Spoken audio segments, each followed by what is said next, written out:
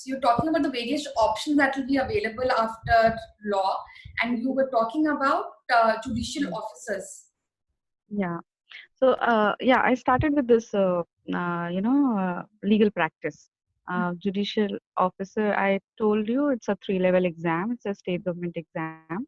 And then mostly now the good thing is that it is coming out every year for every state, for most of the states. And if you are, there is no practice, no work experience required for that. Only thing that you require is just a law degree, Okay. so that is enough. Yes. So, but now speaking for this legal practice, one way of continuing legal practice is becoming an, APO, that is the government lawyer, which is this assistant prosecution officer, popularly known as APO. There you have to clear an exam, and once you clear it, uh, once you clear the exam, then you are appointed as government lawyer.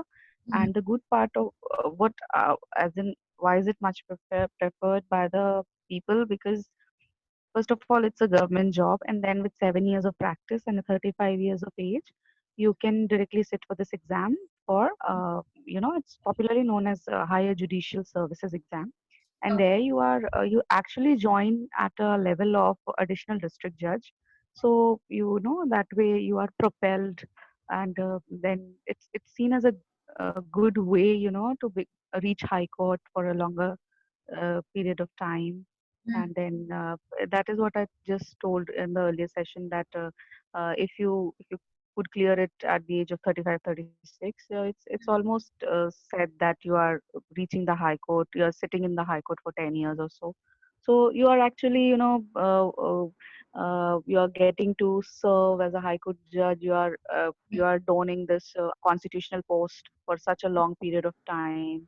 People who are lucky, they go on to become, chief justice of some smaller state also by the end of their career. So that is also a good option. But yes, it has a struggle, because the lawyer legal practice is it's not easy, and it's not difficult either, but yes, it takes stress. Then the second way was, you can either join chamber, or you can join a law firm. Now, Okay. law firm is something where, the things are very compartmentalized, and things are very much divided. What happens there is this: if you want to practice, then you are put in this litigation department. If you want to just do the desk job and prepare the briefs and prepare the arguments, you have the other department for that. Now what happens is, so not everyone who works in a law firm goes to the court.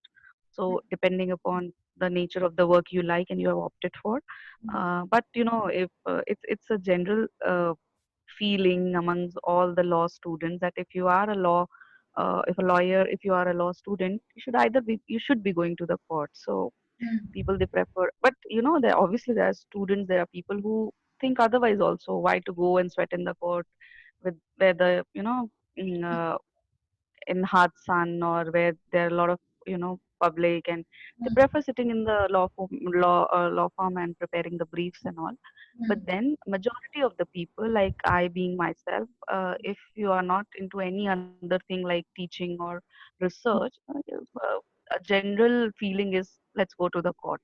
So that is the reason why some people who don't opt for law firm, they go for legal practice under chamber. Now, chamber is like some very good lawyer, very renowned lawyer, is Yes. having so much of work, and he cannot let go that work because of his reputation also. He delegates it, he gives it to his juniors. The juniors, they are under his guidance, and they learn. Their interest is to learn the practice of law, and the interest of the senior is that he maintains his clientele. So that is there. So if the lawyer is doing fine, he might have one or two juniors. If the lawyer is very good, somebody like Ram Jethmalani, they can have chamber where there are 20 juniors working under him. Yeah. So some that can also take place. Now in chambers, at times, depending upon the terms and conditions that you have agreed upon, most of the time, or at times, if you request, they allow later on also to take up solo cases, because you have taken few cases that was Mm, delegated to you and you performed really well in the court. mm, You perf- you performed really well in the court. So what happens is this, that you get new people, because obviously those who cannot afford Jethmalanis, mm. they will be looking for, Junior. legal service should be available at every price and for Yes. everybody. Yes. So however, I think these chambers and law firms, they do some pro bono also, that is free of cost also. But then that is something altogether different. So Mm, that is chamber and that is law firm. So you can now the good thing about joining a law firm is this, that you know your package, you know, and the package is quite decent, mm, and you can go on to become partner. And then if you are such an asset to the law firm, mm, then what happens is this, that excuse me, what happens is this, that you have this feeling of, monthly income that is coming. But mm, then at chambers, you're not initially, the payment is not that good, because the purpose is not to earn money, the purpose is to learn the practice of law. mm. But once you start practicing after some experience, then sky is the limit for the lawyers. They, if you are a good lawyer, you can, earn something that judicial officers earn in the entire year. You can earn in a week maybe, or so. So if you are that good, so it is something like that. So this is about law practice, legal practice. Okay. My next question is, how much does generally a lawyer earn? Because a lot of So time that is parents what have I this just. doubt, students have this doubt. What is Yeah. the average salary, or how much approximately can a lawyer make?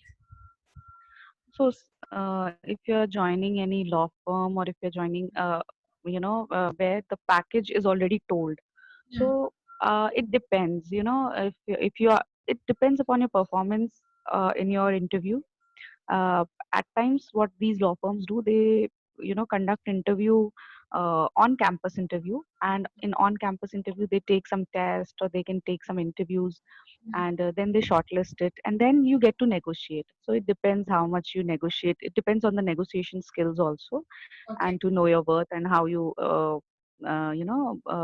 how you have performed.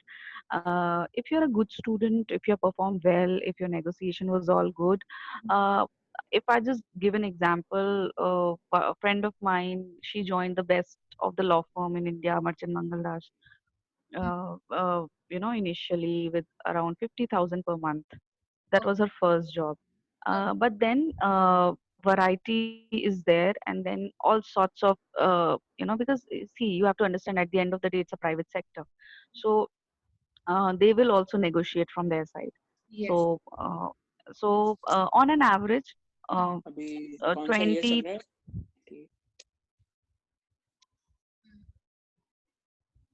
on an average 20, 30, hello. Yeah, we can hear you, Yasha.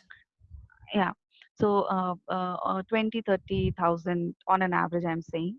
Like Okay. I was also offered, there was one, law firm that offered me at that point of time. It was not through campus, it Mm, was through some personal contacts, mm, and it was offering me 20,000 then, mm, uh, 30,000 then, in Chennai. And then they were like ready to shift me to New Delhi. 1 year later, they promised me to shift me to New Delhi, provided they won't give me much hike. mm. And if I continue in Chennai, then I could have gotten, some hike also. But I was not for corporate world, so I just kept it. I passed it. So that was the thing. But that is another way of getting into law firms, so that if you have some personal contact, you can obviously, it's like nothing bad in that, because there's so much of crowd that is coming out, Mm, after the final year. So contacts can get you interviews, can get you, this one-on-one session with them. But then it's totally how you do it and how you survive there. It's totally your, Like caliber actually and hang around your, your caliber. Yeah, perfect. Yes. yeah, yeah, yeah. So, how you perform, how you prove yourself to be an asset there. That Mm. is the thing. Yes. So, that is so, yeah. And And then talking about this chamber and everything, I would suggest that for initial 2 years, there should not be much expectation about the salary. okay. But then I can assure, if you are diligent, if you are hardworking, Mm. the the rewards will be really great afterwards. Yeah. And you can say somewhere between 15 to 20,000. And it's good if you have financial backing through parents, or they are there to, because then what will happen is this: you don't have your mind thinking about money all the time and how you will pay your bills and everything, and you are into learning. You can actually learn. Mm. So I understand. Just think it this way, that you are having just additional 2 years of study if you could just practical study. So that is the thing. I think that is what is Yeah. also important, to use that time to build your skills as lawyer, establish a kind of reputation, and also expand your Yeah. clientele during that time. Yeah, that's Yeah, yeah, and that is very important. Like contact building is also very important, and the sooner you learn it, the greater lawyer you will become. And then this thing, what I was saying was this, that law in practice is very different than law in books, which I am feeling myself, because I have been a law teacher. yes. I might be thorough with all the concepts and all the provisions and all the principles, but when it comes to practice, it's really difficult and it's really different, because the practical hassles are not taught in the class, and the counters by the lawyers are not taught in the class. So you have to apply your legal brain and your reasoning and everything. Yeah. Yeah, so like every subject, the theory is very different from the application of it. Yeah, yeah, totally. It's like you are studying how to do surgery in books, and then you are actually given knife and scalpel. So So the real life challenges will be completely different, and you will experience them once you start practicing. Yeah. yeah, yeah. Moving on to my next question. What are some Hmm. of the super specializations or specializations that students can take up in their UG level or their PG level? So what happens is this, that in this legal studies, mostly specialization is at the master's level, because masters is, anyway, even for your subject, Neha, masters is the level where we specialize. But now this American system has come up with super specialization at the level of bachelor studies only, where there are certain universities who are offering subjects like BA LLB, let's say constitutional law, BLLB criminal law, BLLB corporate law. So, which is nothing wrong, which is nothing wrong. But then few papers are which are specifically catering to this, super specialization. That is, if I say energy law, so few papers will be only for energy law. What I feel, that is totally my view. I would it's totally my view is this, that such specialization can be done at the level of postgraduate level. It is because people are very naive by the end of their 5 year course to decide as to which law they want to specialize, because you are not introduced into the practice of law. So once you delve into this practice of law, then it's better you decide, and you decide the course as to which law actually I am wanting to study for rest of my life or make a career out of it. But there's no problem. Even if you have studied some super specialization course, you can always deviate, and you can always do whatever you whatever motivates you. So, like, I have done LLM in business laws, and right now I'm thinking for PhD in environmental law. So you should be able to justify it. That's the only thing. Basic. And Yeah. also it depends upon your own interest. If you're Yeah. interested Yeah. in the business side of it or the environment side of it, True. True. I think that kind True. of True. defines And which path you take. and interest also changes, and at times the need of the market also changes. So you can anytime change as per your market. That Hmm. is there. My next question is there any professional body with which the students need to register in order to practice law? Yes, for in order to practice law, you have to get yourself registered with the State Bar Council. What happens is this that in your once you've graduated, you have to take this All India Bar exam, and the All India Bar exam. I'm not sure, but it takes place 2 times a year. Hmm. Uh, so far, I remember it takes place 2 times a year. It has if it has not changed recently, Hmm. and it's just a qualifying exam. You have to get the minimum required percentage of marks, Hmm. and all India bar exams. What after clearing that, what happens is this that you are registered with your bar council and you are issued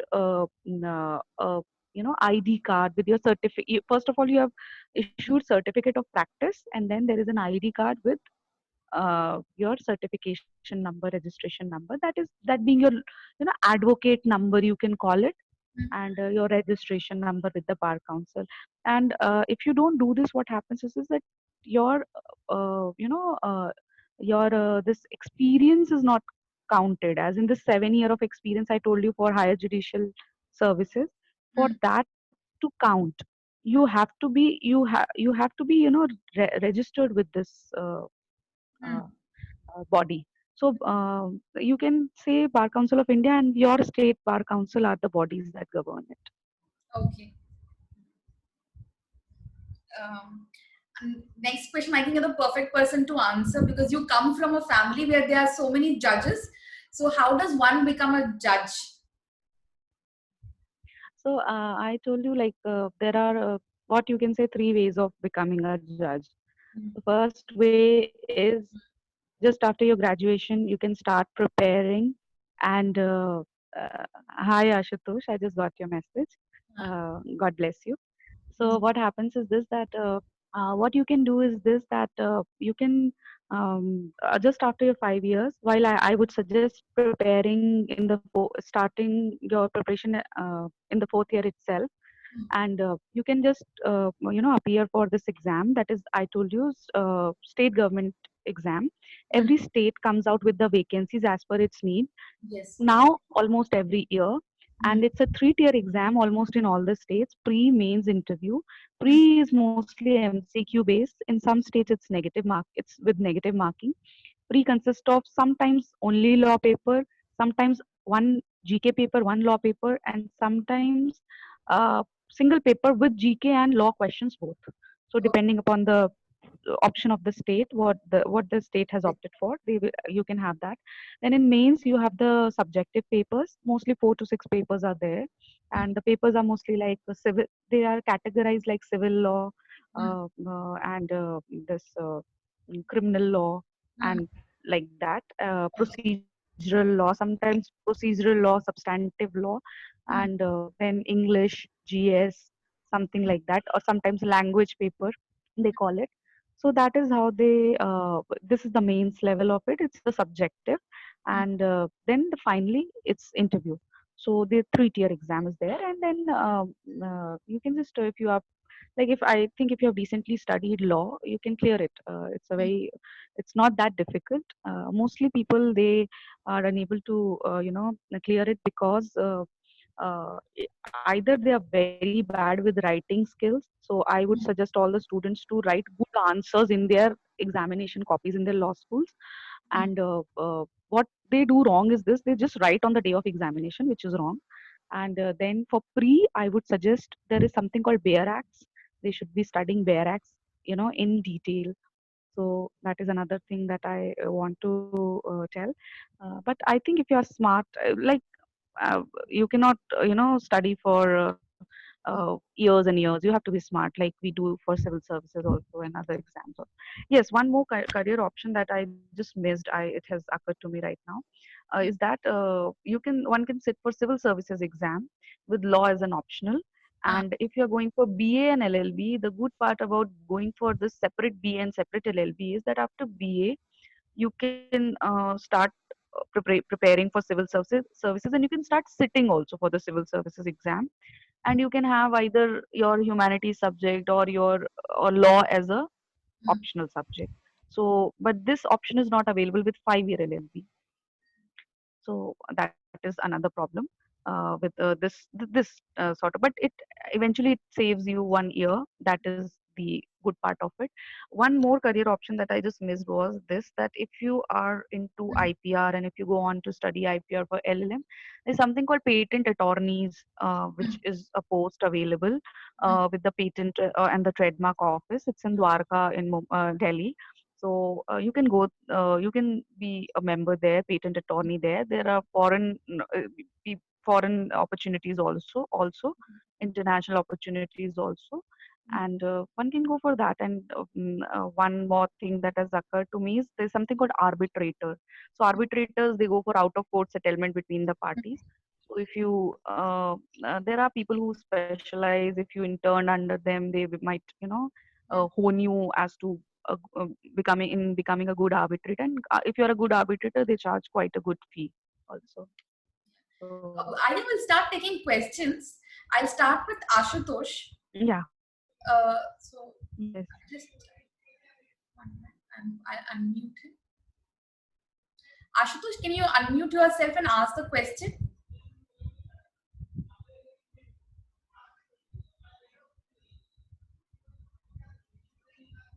Otherwise, I'll just read out their questions. So Ashutosh says, "Hello Yasha ma'am, good evening. I was your student at UPES Dehradun. You taught me law of contracts. He will be appearing for his MP Judicial Services exam in 2022. That is after 2 years. Can you please guide me as to how to start with the preparation? Can you give a little brief on that?" Yeah. Hi, Ashutosh. Ashut Hope you're Mehta. doing fine. Yeah. Yeah. So I hope you are doing fine. Yeah. For the preparation of judiciary, first of all, I just want to tell this to everybody who's here listening to me that with my experience and my sister's experience and my cousin, there are many people whom I know who are judicial officers. I'm coming up with a blog, and with all their strategy and their interview experiences, I might be sharing my personal notes in digitized form and their personal notes of my friends and family. So do as in keep a tab on my social media account. I'll be sharing the link very soon. Now, but briefly, I'll be telling you here that yes, I feel the best time if you don't want to lose any year, you know, precious year of yours, you should start preparing in fourth year, which I did not do because obviously I was not into preparation. And but serious students, they start preparing from fourth year onwards. And the best thing, your friend is uh, past papers of pre and mains, your barracks. These are three things that are your best friend for clearing your paper.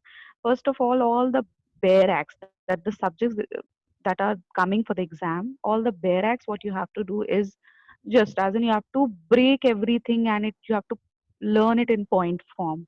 I'm not saying the entire Bear Act, it has to be the important provisions of the Bear Act. Okay, so those you have to, and the best way of doing it is not mugging, it's just revising n number of times. If I have taught you law of contract, you must have seen the situation of my Bear Act. And it speaks as if I'm not it's not bragging, it's just a humble thing to say that I have must have studied it around 20 to 30 times, that Bear Act. So I'm just saying you don't need to study 20 30 times, but just revise it whenever you can, discuss it with your friends whenever you can. Okay. And then what happens is this, after Bear Act, then you move on to books. What we do is start with the books right away. That is not desirable. You can clear any pre with barracks, and then analyzing the pre and mains question paper will help with this, uh, as to what sort of questions are coming, what are the favorite topics of the question makers, and you start studying from there. Not reading the entire law of contract under the sun. And one suggestion that I'll give is always study books that you understand. Just because ma'am has suggested Salmon on jurisprudence need not mean you need to study Salmon on jurisprudence for competition. Hello? Yeah, Yasha. Yeah. So that is it.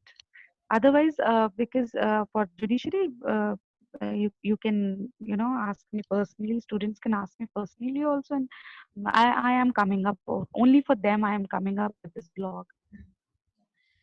What we'll do is we will share the details that you've just mentioned in the email ID that we'll be sending out to the students after the session.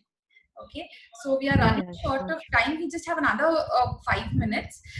The next question is from Prabhav Sharma. He says, Yeah. "Hello, Yasha ma'am. Good evening. My question is, what is the best way to start legal practice for first generation lawyers in family?"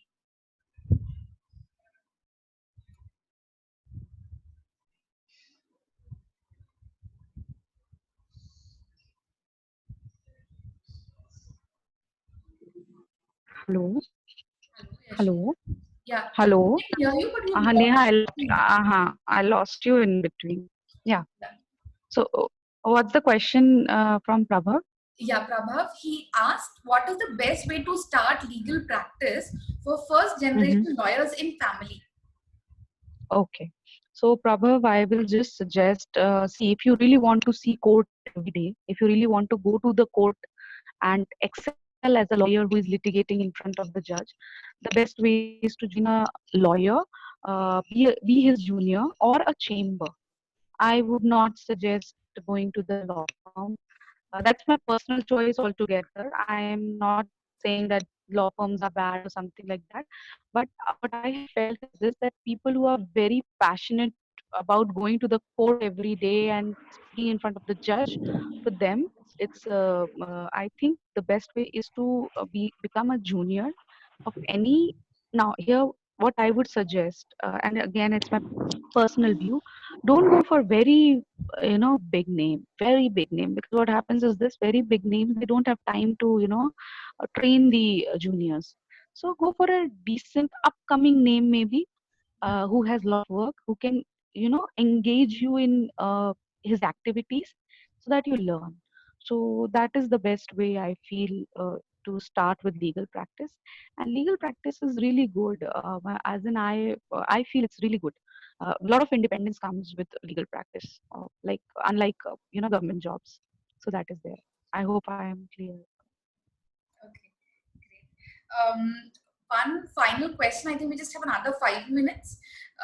So, can you share name of some blogs or websites or books that the students can read or go through during this lockdown phase?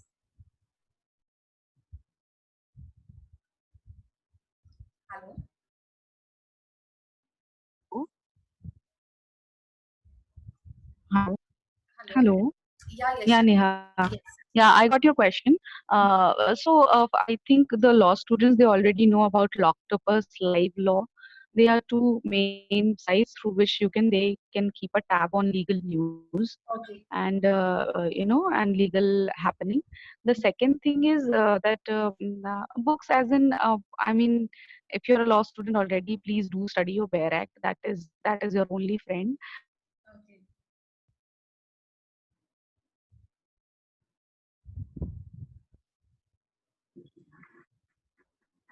Hello. Yeah, we can hear you. Hello. Yeah, yeah, yeah. So, and people who are in 11th and 12th, see, what I feel, people go study a lot of John Grisham fiction, and Yeah. that inspires them to become a lawyer or judges. So that is there. And other than that, there is as such no, blog that is solely dedicated for preparation purposes. That is the reason why I'm starting with the blog. But unlike civil services aspirants, they have a lot of blogs of a lot of toppers. Yes. For legal news, definitely Live Law is there, Loctopus is there, Mm. and you can go through such websites and all.